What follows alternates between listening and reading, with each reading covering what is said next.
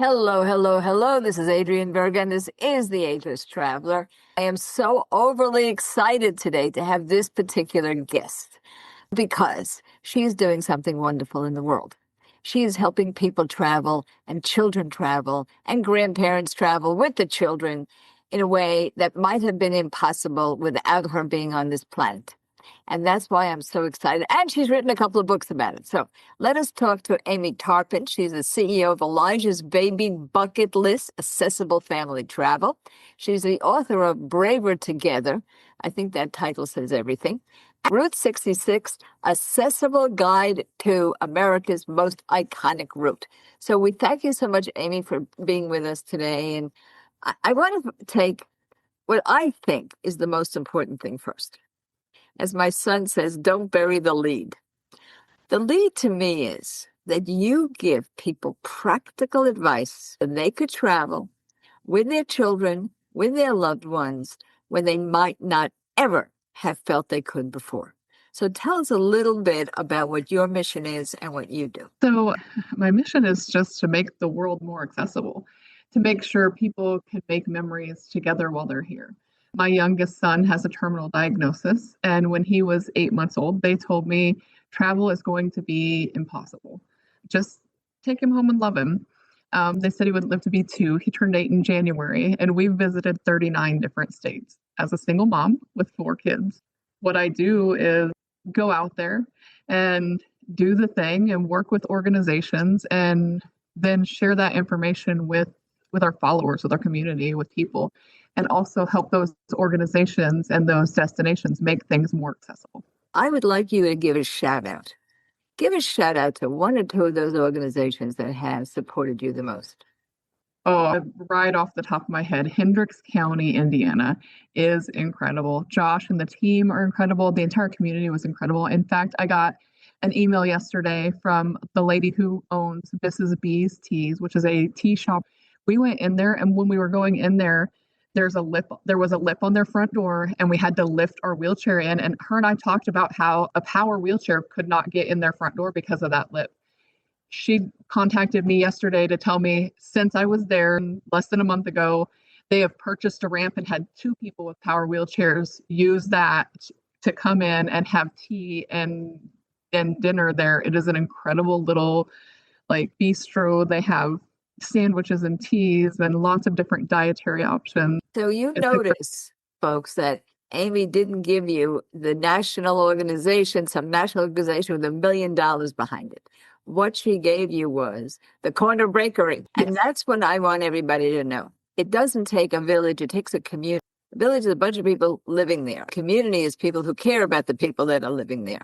And that's what accessible travel is about. There are people listening, and in my case, with my particular show, many of them are grandparents. Or like myself, I was brought up with my mom, who was also a single mom before it was cool. And I was brought up by my aunt, who is her older sister. So there are many, many people listening in different parts of the family that really would like to generate travel, even though there's a child in the family that everybody thinks it's too difficult to travel with. So tell us how to find the practical hints and tips you give and some of the top ones. So I would say community again, like you said before. I couldn't do the things that I do without community. I will reach out sometimes to a friend who I know has traveled there, or a Facebook group, or I will reach out to a hotel or a destination and say, listen, I'm coming. This is what I have going on. What can I do here? And I do that work so everybody else doesn't have to. But there are several other blogs besides my own where people are sharing real lived experience. And that's what you want to look for, is the real lived experience. You don't want something that somebody hasn't already tested. Right, something that AI wrote. Yes. Let's talk about Elijah. So when you travel with him, do you travel with wheelchairs? What is the equipment you need to bring for him? And how have you found hotels accommodating? So when we travel with a special car seat, a wheelchair. We travel with respiratory equipment, suction machine, medication, toileting stuff, along with just stuff to take care of feeding. So he has a G tube. So we have feeding stuff that we use and stuff like that. stuff to keep him cool, depending on the season, depends on how much stuff is in our van at any given time. And as far as hotels go, we have found chains that work for us. We like to stay with Hilton because their rooms are universally accessible. Certain hotel chains in the Hilton chain look the same. They're designed the same. We already know our wheelchair is going to fit. We already know it's going to work for us. And after, as a single mom, being the only driver on these road trips, after, an 8-hour day, I don't want to have to worry about whether when we get to the hotel, are we going to be able to get the wheelchair inside? Are we going to be able to bathe him? Are we going to be able to I just want to lay down and rest. So finding a hotel chain that works has been our go-to. And granted, there are times when we can't find one and we end up having to advocate for what we need. Tell you a little bit about Hilton. I have also a mission. It's very similar to yours. It's for the older adult to be recognized in the world of tourism, and there to be accessibility for all, and also an understanding about how average or typical aging is, not just aging with disability. And there are some hotel chains looking at whether they will support this. And guess what? Hilton is the only one so far that has really been investigating those issues. So I think they deserve a shout out, and there's not a penny that has been paid by them to me to say this. And I didn't know you were going to say Hilton. Yeah. So we don't partner with Hilton. They've not paid me. Like they show up and the staff shows up. And if it doesn't work, they actually go out of their way to try and help as much as they can. Let's go to advocacy though. Let's say you get to a place and it's not right. It's just not right. Of all the different staff members that you could talk to, who do you go to make things work for you? Depends on the time of day. So if we are in late, whoever's at the front desk usually is very, very helpful. During the day, we go to a manager. And just to kind of, general managers are usually our go-to. So to touch base with them and say, listen, this is what works for our needs, because everybody's needs aren't the same, right? Yeah. So what works for me and my family may be completely different for someone else in their family. Like a lot of times you can find an accessible room. It has one king size bed in it. And I don't know about you, but I am not about sleeping in one king size bed with 4 kids. What can you do to fix this? And some of those hotels have gotten back with me, leave my contact information. They've gotten back with me and said, after you were here, we realized we needed to do this. And now we have, 2 queen beds in an accessible room. And king is not the only option. See, what I'm getting at here is that if you're interested in green travel or sustainable travel, you have organizations like Green Globe that could tell you where to go. Oh, yeah. In solo travel, you have places that tell you where to go. But if you're interested in accessible travel, there's nobody making a directory. No. Period, the end. So that is what we're trying to get at here. So, and of course, people think of that as for older age, but no, in your case, it's children, it's kids. Now let's talk about where you like to go. Let's start with Route 66. Now, Route 66 is your book, Route 66, Accessible Guide to America's Most Iconic Route. We'll see how to get that on Amazon from our show notes. And that's a big trip, right? And you took it. So tell us a little bit about that trip and why you decided of all places to go there. So Route 66, I'm going to tell you hands down our favorite adventure. We have done it 3 times now. We started because it was Elijah's Make-A-Wish trip. And we weren't sure he was even going to get a Make-A-Wish with his diagnosis. When I started planning the Route 66 thing, the Make-A-Wish people were like, we can't find any information on Route 66. Like, if you're going to do this, you're going to have to plan it yourself. And so that started me with a year-long process of trying to figure out what can we actually do on Route 66 that's accessible.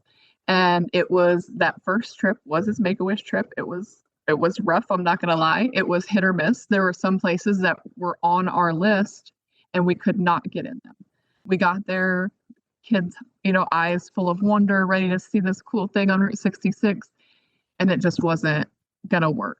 So we pivoted, which my kids do well. I have a journal and I started making notes and keeping notes and talking to the people in those places that didn't work for us and let them know what they needed to do so we could make memories in their place And we did our trip out to San Diego. We went to Santa Monica and then to San Diego, and we had an incredible time that first trip. And then the kids were like, the next year, can we do Route 66 again? And so we did it again. This time, I looked more into what is accessible and what isn't accessible and stopped at places along the way that we had been before.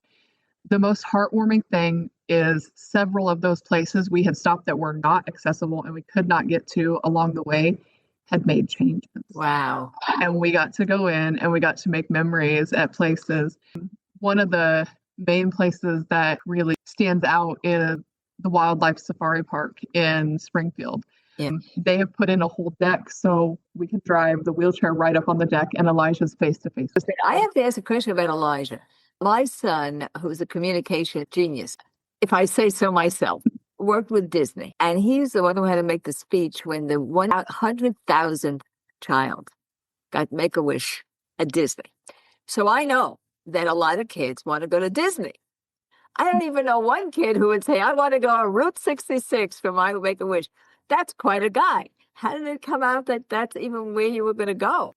So he's a huge fan of the Cars movies. So, and that was it. Like it was solid. It was sold. He likes Lightning McQueen. He likes the Cars and he loves to go fast. And so like it was when we were planning that out, like everybody was like, well, why don't you just do Disney? It's easy. You wouldn't have to do all of this. Like there wouldn't be so much planning involved. I'm like, no, if you're going to go big or go home. That's what I think.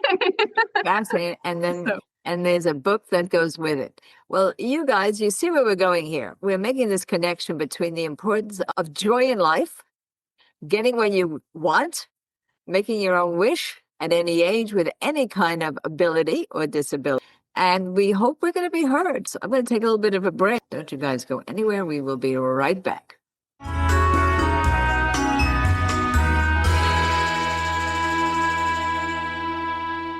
You may have been reading in our Travel Tuesday newsletters that travel increases your longevity. Over and over again, the research shows why. You make more connections, you thwart loneliness, and you simply have a great time. So why not get started now from your armchair? Simply go to agelesstraveler.com and see our invitation that asks you right on the homepage to join our Facebook salon. We call it a salon, not a group, because it's a place to meet people, to connect, to travel together, to share your travel experiences. So simply go to agelesstraveler.com and join our Facebook salon.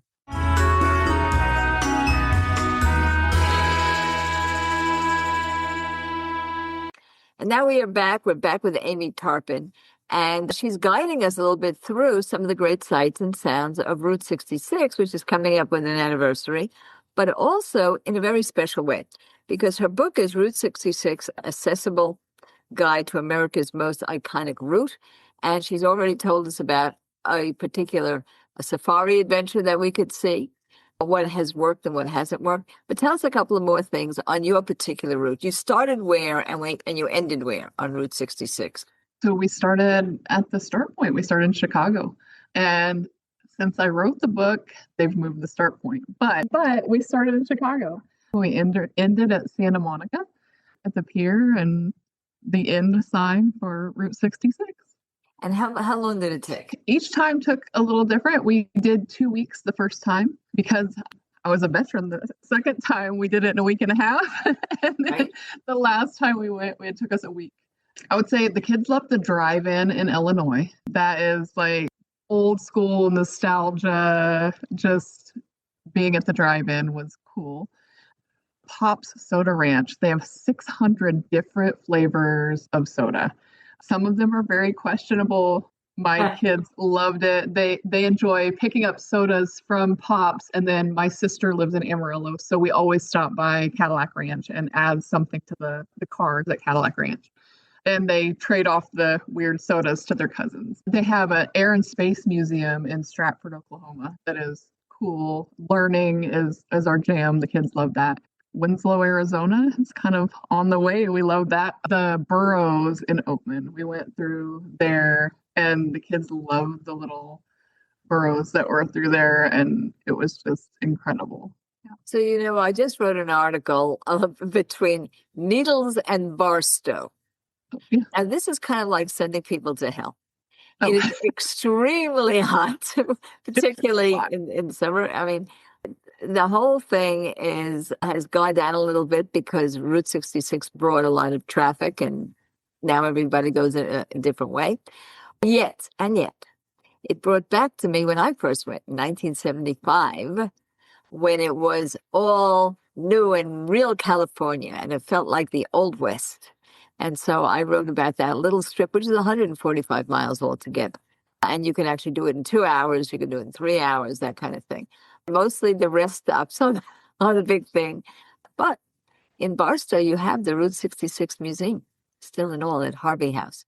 So there's all kinds of different kind of quirky things to do on Route 66, but they call it our Mother Road. And if you need to do it with accessibility, you're going to want Amy's book. Now, remember, if you were listening to the first part of the show, you heard her rattle off the equipment that she needs to take with Elijah. And that equipment is very similar to what many people need when they're much, much older and have an issue. And then they'll say, oh, we can't travel. So I want you to know, if she can do it, you can do it. Now let's get back to that part of it. You've got another book. And the other book is called Braver Together. It's a different kind of book. Tell us a little bit about that book. Braver Together, about community and kind of how community has shown up around me and in my life, and kind of just this reminder that some things in life can't be fixed, they can only be carried. And I believe that people show up and they help us carry them. They show us a way when maybe we didn't see a way. Or, they share their story and you don't feel so alone. You're like, me too. Or you see them do it and you're like, okay, like you just said, if you can do it, I can do it. If I can put 4 kids in a minivan and drive 40,000 miles in a year, which is what we drove last year, you can do it. It doesn't have to be a huge trip. It could be a day trip. Start small, but you can do it. And it's an inspiration to us. But I would like to know some of the stories of people that you admired, that you said, that's a tough one, and they did it. So I would, like right off the top of my head, my friend Jennifer, who does Wonders Within Reach, she travels usually solo with 3 kids. Her youngest son is in a wheelchair. And she is probably my go-to if I'm planning to go somewhere. I'm like, I'll call her up and say, have you been here?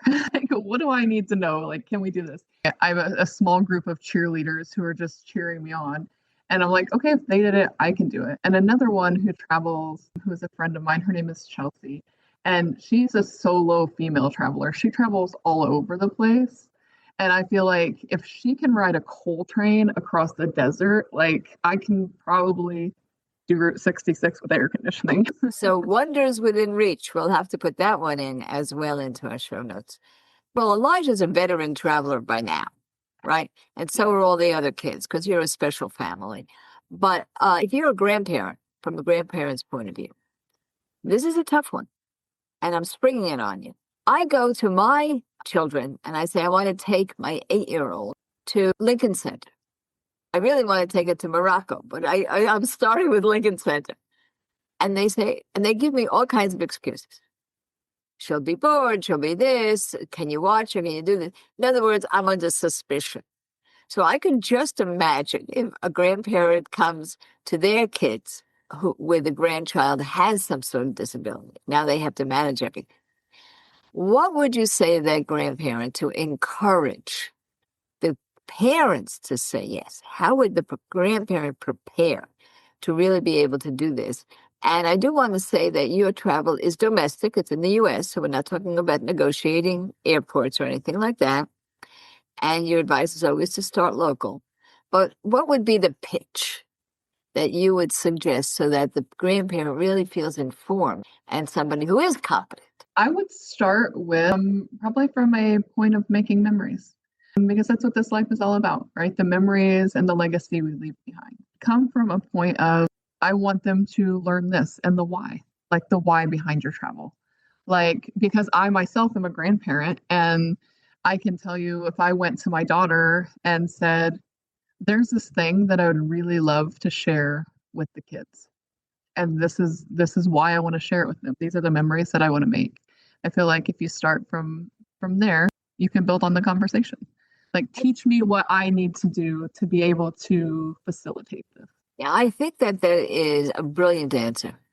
Come from the memory that you want to make, and particularly the memory you want to make for the child, Yeah. not just the memory you want to make for yourself. Yes. So that's so important. And you can enhance that through journaling together, Yeah. sketching together. If you go to a museum, take advantage of everything that they give you for the kids and keep it. Usually you end up with a craft or you end up with a bingo card where you found a particular work of art and show that this is going to be enhancing for that bonding relationship. Because we have to admit that the relationship will not be on the planet forever, but the memories will be on the planet forever. So And that's so wonderful. we are currently actually working on a Route 66 passport for kids. You print it off, it's free, you can do what you like with it. But when you go to certain places that are on our list, you can take a picture, you can check it off, you can share it on social media, or you can just take a picture and keep it for yourself. And then when you're done and you send us a picture of your passport, we send the kids out a little special, like I completed Route 66 pack. And we do all of that for free. Well, that is so wonderful. Now, that's the other thing. I did notice on your website something that my listeners may not know about called Buy Me a Coffee, which means that if you like this, you're getting something out of it. It's all free. Whatever coffee costs, $4, $5 in the airport, it's $365 a cup, but that's a different story. So whatever it costs, you can donate. So you're really doing this on your own, aren't you? Yep, it's just me. I run this company. I run my house. It's just me and the kids. What are the age ranges? We know that Elijah is 8. I actually have 10 kids. I tell people the older 6 are my favorite. They don't live at home anymore. They're adults. But the younger ones who live at home are 22. My 22-year-old daughter lives here and helps out with Elijah and the other kids. 15, 13, and Elijah's 8. I just want to just like say, shoot me. I can't, I can't even. I'm an only child. So I don't know from these big families, but I have to tell everyone that I met a wonderful new friend who is one of 8 children. And she travels with these siblings all over the place. And in her honor, in one of our newsletters coming up, I have something on how to travel with a travel pod. I made up that name, travel pods. And that's families that have all these people. You see them, they're wearing like a t-shirt. Usually said, "We are the Johnson family." And I always wondered, how did they not kill each other trying to plan this trip? So I wrote about that in our next newsletter. That is fascinating. And of course, you travel with a few of them at a time. In your experience, have any of the folks that you've helped wanted to travel outside the U.S. and how to navigate an airport? Absolutely. So there are people all over the world who get a hold of me daily who are like, this is what I'm navigating. How do I do this? And we have been able to connect them with folks who have traveled that, who have navigated that, who are doing it with disabilities like daily. I have a friend who actually has like a whole printout of how to navigate the airport and flying and travel with a disability. We have a lot in common. My listeners do know that so far, I think it's the only book out called the Caregiver's Travel Guide. And it's for adults taking care of adults. Largely, it is a spouse that has Alzheimer's, dementia, or some other issues. And one of the things that has worked is the sunflower, which you can wear. It's a lanyard and you wear it. And I have done a lot of interviews of staff, TSA staff and airline staff, and they really know what it is. And now those are cognitive issues. But if anybody has that and asks me the one thing I would tell them to do in an airport, that is one of the main things. What about you? What do you tell or have you learned from the folks that are going with a child with a disability? So one, the sunflower lanyard, because the sunflower lanyard means that you have a hidden disability that you may not be able to see. I have a child who's deaf and hard of hearing. So when we go through the airport, our hearing aids, we don't wear them because it's too much noise, it's too much auditory. But with the sunflower lanyard, then we can say, we can't hear. And that helps us get through security, especially when we have a gate person like trying to tell them something from back here. They can't see you or hear you. So that helps us through. TSA Cares is probably one of the best things that we've used to be able to put all of our stuff in. We get there, somebody's with us. TSA Cares is on it. Like they help us get through all of the hard things that we need to get through. And by the way, all these are in the Caregiver's Travel Guide, which you'll see on our show notes, and it's free to everybody. There's not a penny to be paid. Now, the other thing that I think is important, which may not be so with kids, is that airports have quiet rooms. And people don't know that. They used to have chapels, and some still do, but they've turned many of them into quiet rooms. But what can be interesting with kids is they have museums. Some of their walls just going from gate to gate could be a museum, so you can do some of that. What have you felt in other worlds of transportation, like trains? Has anybody asked you about trains? And they certainly ask you about cars, because that's your thing. So, yeah, we've had some questions about trains. They're a little harder, especially with kids with sensory needs, because there's a lot going on a train. Sometimes you can find places that will let you, like if you have a child with autism or something like that, do a walkthrough before you go. So like you do a practice run, so you know what's going to happen. That can be helpful. But yeah, a lot of our stuff is by car. We travel primarily by car. Now, you've already talked about, the equipment and so on. Hydration is a big thing. When you go to rest stops, though, you have to get everybody out of the car for that and everybody back into the car for that. So do you measure time when it comes to that? How do you do the practical stuff? So we don't travel on a time frame. I have learned time is irrelevant at this stage of life. Right. And I mean, I understand that everybody doesn't have that luxury, but my kids have become very quick at what we do. We don't all get out at the same time. We get out in shifts because I have a second adult. My older daughter travels with us. So two of them will go to the restroom. And the two of us who stay in the car will typically take care of Elijah's toileting needs because there are not adult changing tables in these places. So we have to figure it out, usually in a car.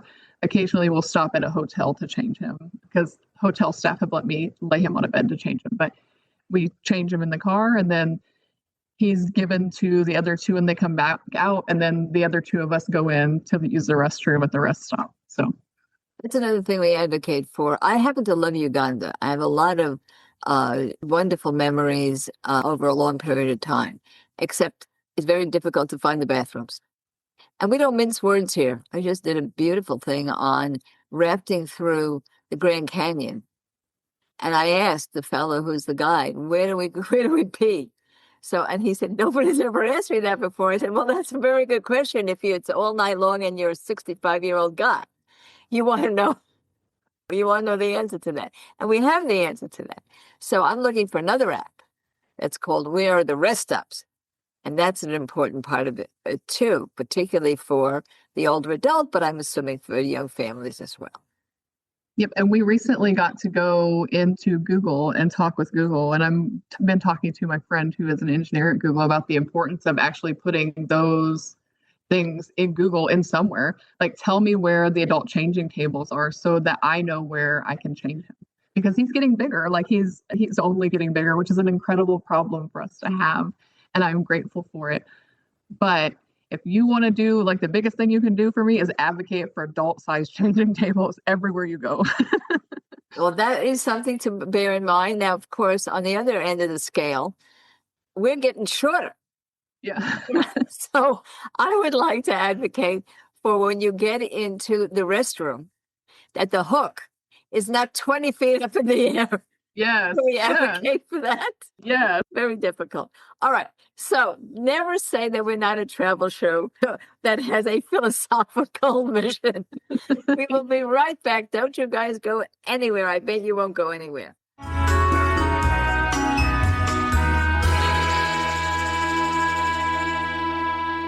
To become and stay an Ageless traveler, subscribe to our free weekly newsletter, Travel Tuesday.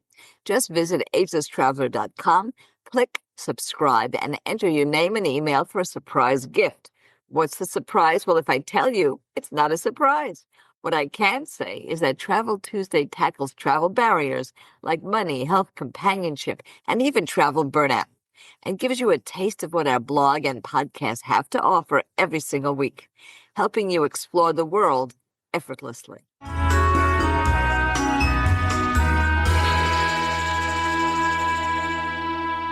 And now we are back, and this is the worst part of the show because it's the end of the show. I don't want to do that. It's Amy Tarpein who's with us, and she's just a wealth of information for accessible travel, particularly with families. She's an inspiration. She's a walking inspiration because she does all of these things with a child, Elijah, who has many, many needs, but also because she's a single mom.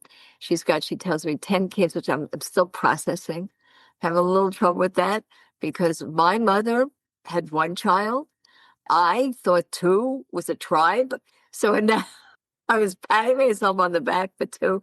Now I feel totally diminished. All right. We will let that pass because Amy is the author of Braver Together, which explains how community makes the difference and how you could be part of that. And of course, Route 66, Accessible Guide to America's Most Iconic Route. It's a very nostalgic route. I wrote recently about it. You'll see it in our show notes and also on our website, Ageless Traveler, because I had been there in 1975 and things had changed so much when I recently moved to California and started to traverse Needles to Barstow all the time. Some of it felt like it was dying. Some of it felt it was resisting the bypassing of it. And some of it was flourishing. And I did a lot of thinking about why some places don't make it just like people, and some places do make it. So I want to throw that to you, Amy, for what I think is going to be a lot of words of wisdom. Some people take a look at their situation and they don't make it in terms of travel. They just don't go. And then they regret that, but they can't get to the point where they make that move. And other people go and they flourish. What does it take beyond know-how? I like to give information. Somebody once said to me, Adrian, information is the booby prize. I'll never forget that. What more do you need? I would say the quote that sticks with me is one made by Mandela, and it is, "It always seems impossible until it's done." So you may be sitting there thinking, there is no way that I can do this. But I promise you, once you have booked a flight, once you're in the car, once you are standing on the edge of everything, you might have seen pictures of Yellowstone, but if you don't go yourself, you are robbing yourself of a memory you will never forget. Because standing on the precipice, this incredible, nature, life thing, there aren't words or pictures that can describe the joy, the feelings, the memories. There's nothing that can compare. By not putting yourself out there, you're robbing yourself of those memories. That is so beautiful. I speak on cruise ships, and one of them is anyone can be an adventurer. I just came back from Arkansas, where there are actually wheelchairs that go up mountains. And I've seen that, and it was an amazing adventure. And at the end of my speech, I have a slide, and it reminds me of you.